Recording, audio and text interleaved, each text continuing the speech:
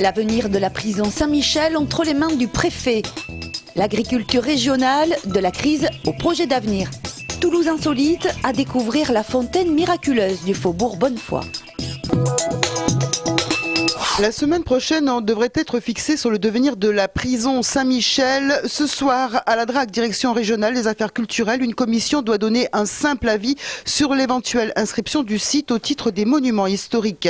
Mais la validation définitive appartient au préfet de région qui s'exprimera lundi sur le dossier. Ce sera peut-être l'épilogue du bras de fer entre l'État et la mairie de Toulouse. Mairie de Toulouse qui a offert d'acheter l'édifice pour en faire un lieu de mémoire. L'État escompte bien en tirer beaucoup plus en le revendant à des promoteurs, sauf que les promoteurs aujourd'hui risquent fort de se défiler. Pour construire, le site devient miné, la mairie ayant fait savoir qu'elle allait revoir à ce sujet son plan local d'urbanisme. Côté architecture, Saint-Michel est l'une des premières vraies prisons construites en France en 1862 avec la prison de la Santé à Paris. Et puis surtout côté histoire, pendant la dernière guerre, de nombreux résistants y furent fusillés, dont Marcel Langer. André Malraux, l'écrivain et le ministre du général de Gaulle, y a été détenu. L'État peut-il raser tout cela ?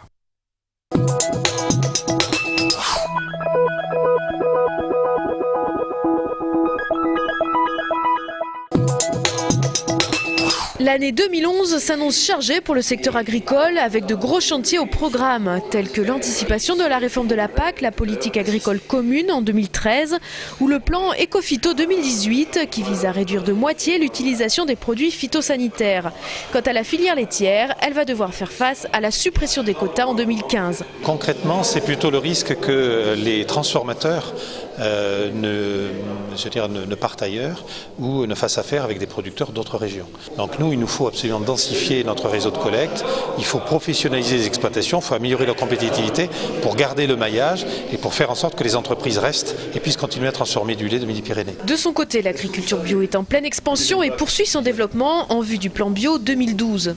Nous avons actuellement 75 000 hectares en culture bio. Il nous faut atteindre 140 000, donc nous avons encore un peu de chemin à faire. C'est atteignable. Et puis dans le cadre de l'application de la loi de modernisation de l'agriculture, les professionnels vont voir la mise en place d'un PRAD, un plan régional d'agriculture durable. Celui-ci définira entre autres les orientations des pratiques et systèmes de culture. Ils étaient une centaine à manifester ce matin pour le maintien de la halte santé en centre-ville. Un établissement médico-social de 11 lits qui accueille les SDF pour des séjours de soins. Le local actuel près de la gare n'est plus aux normes. Le CHU gestionnaire de ce service a donc décidé de déménager la halte santé dans un local près de l'hôpital Purpan, alors que selon les manifestants, ils s'étaient engagés à le faire sur le site de l'hôpital Lagrave. Dès qu'on cherche à éloigner les lieux d'accueil de ces populations en périphérie des villes, ça ne marche pas. Donc qu'est-ce qui va se passer ? Ces gens-là vont rester à la rue, ne vont pas se soigner, vont se dégrader et pour certains d'entre eux vont se retrouver en danger. L'équipe de la halte santé propose le bâtiment Sainte-Germaine de l'hôpital Lagrave, impossible pour le CHU en raison de sa vétusté. Le CHU de Toulouse s'était toujours engagé qu'après le départ du long séjour, il n'y ait plus de locaux à sommeil en raison du risque de sécurité que cette activité avec la présence de patients la nuit pose pour la sécurité générale du site et donc d'abord la sécurité des patients. Personnel, usagers et collectifs interassociations sont déterminés à obtenir un local en centre-ville. Une délégation sera reçue lundi matin par la direction du CHU. En ce début d'année, Réseau Ferré de France fait le point sur le rail.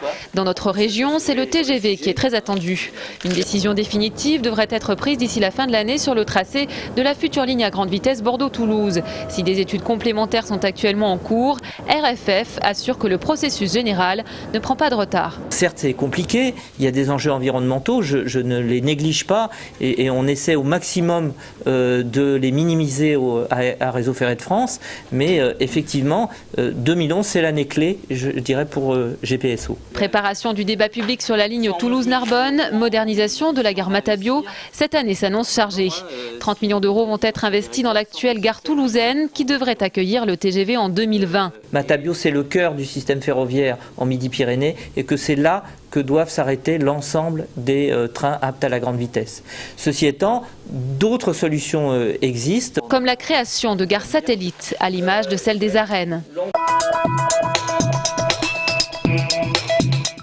10 ans que James Ellroy n'était pas venu à Toulouse. L'écrivain était aujourd'hui à la librairie Ombre Blanche pour une séance de dédicace. Le 28 janvier est une date importante pour les frères dominicains du couvent de Toulouse. En effet, au XIVe siècle, à cette même date, le pape Urbain V décide de donner les reliques de saint Thomas à la ville. Ils sont abrités sous l'autel de l'église des Jacobins. Saint Thomas, c'est un philosophe et un théologien, c'est-à-dire un intellectuel, un universitaire qui s'intéresse à tout. Il va mettre toutes les ressources de son intelligence à chercher la vérité. Saint Thomas reste une figure contemporaine, d'une part parce que ses œuvres sont étudiées dans les classes de terminale et d'autre part parce qu'il évoque des sujets aujourd'hui actuels. À visiter ce week-end, Toulouse insolite. Cachée dans une ruelle, l'église du Faubourg Bonnefoy fut édifiée en 1858 en hommage à Bernadette Soubirous qui venait de voir la Vierge à Lourdes.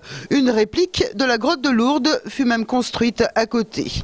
Pendant le chantier, alors que le Faubourg Bonnefoy manquait d'eau, une source intermittente a jailli au pied de l'église. On a crié au miracle et cette eau avait la réputation de guérir tous les maux. Étant donné qu'elle avait été découverte comme par miracle, faisait qu'on allait certainement beaucoup mieux après l'avoir bu. Et il y avait quand même un culte, on venait ici de loin parfois pour voir cette fontaine? Oui, pour cette eau, pour cette fontaine et puis pour la grotte, la reconstitution de la grotte de Lourdes qui est à quelques mètres. L'eau présumée miraculeuse se vendait 1 sou en 1863. En 1944, la faculté de médecine a reconnu cette eau très pure. Et anecdote concernant la réplique de la grotte de Lourdes, il en existe 5 autres dans Toulouse. Quant à l'église du Faubourg Bonnefoy, eh bien, elle a porté chance à un certain Claude Nougaro qui venait y chanter avec sa mère. Hier soir, le Stade Toulousain s'est imposé 29-9 contre Montpellier lors de la 17e journée de Top 14. À Ernest Vallon, les 4 essais sont signés Maxime Médard et Census Johnston qui réalisent chacun un doublé.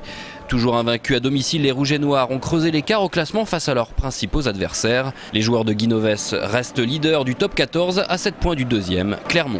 Le TFC de son côté s'en va défier Saint-Etienne au stade Geoffroy-Guichard à l'occasion de la 21e journée de Ligue 1.